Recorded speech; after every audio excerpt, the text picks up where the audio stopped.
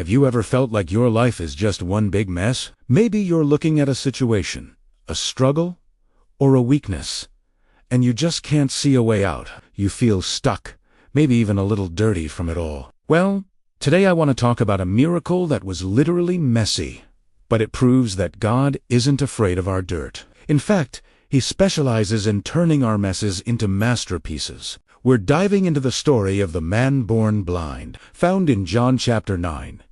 When the disciples saw this man, their first question was, who sinned? This man or his parents? They saw his blindness as a problem, a punishment, a direct result of someone's failure. But Jesus saw something completely different. He saw an opportunity. He said, "It was not that this man sinned, or his parents, but that the works of God might be displayed in him." Right there, Jesus flips the script. What everyone else labeled a lifelong tragedy, Jesus declared a stage 4, God's glory. This isn't just a problem.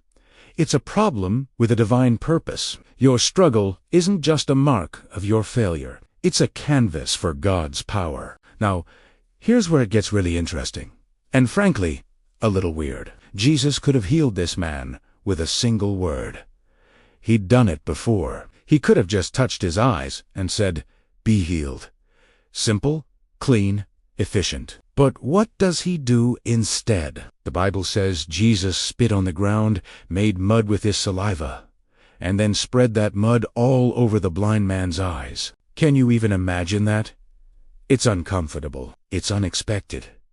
It's messy. Jesus made mud on purpose. This teaches us something profound.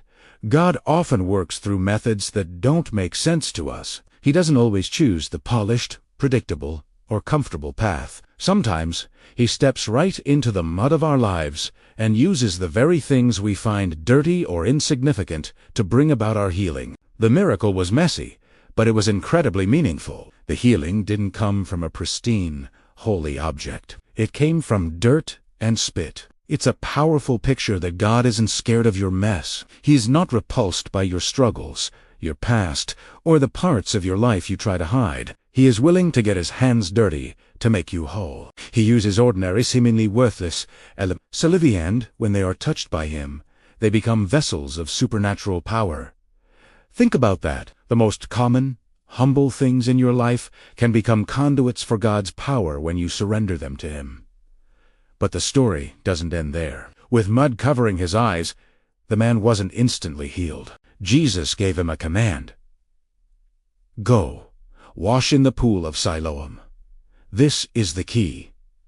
Obedience unlocks the miracle. The healing was waiting for him, but he had to take a step of faith to receive it. Imagine him, blind, with mud dripping down his face, having to navigate his way through the city to a specific pool. He literally had to walk by faith, not by sight. He probably looked foolish to everyone he passed. People might have stared, pointed, or even laughed. "Look at that guy. What's he doing?" But faith doesn't always look logical to the outside world, especially right before a breakthrough. He had a choice: stay put in his familiar darkness, or obey a strange command that promised a radical change. His obedience, even when it seemed ridiculous, was the final step that activated his healing. So, he gets to the pool, he washes, and for the first time in his life, he can see. The process was messy, the method was strange, but the result was perfect. He came back, seeing clearly. God's ways might confuse us,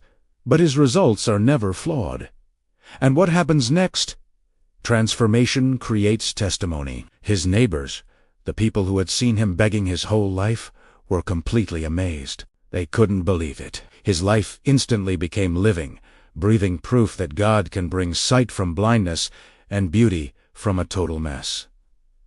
He didn't have to preach a sermon. His very existence became a sermon. Of course, not everyone celebrated. When a miracle happens that people can't explain or control, they often attack it. The Pharisees, the religious leaders of the day, immediately started questioning Him. They interrogated His parents. They accused Jesus of being a sinner. They tried to poke holes in the story and discredit the whole thing. This is a crucial lesson.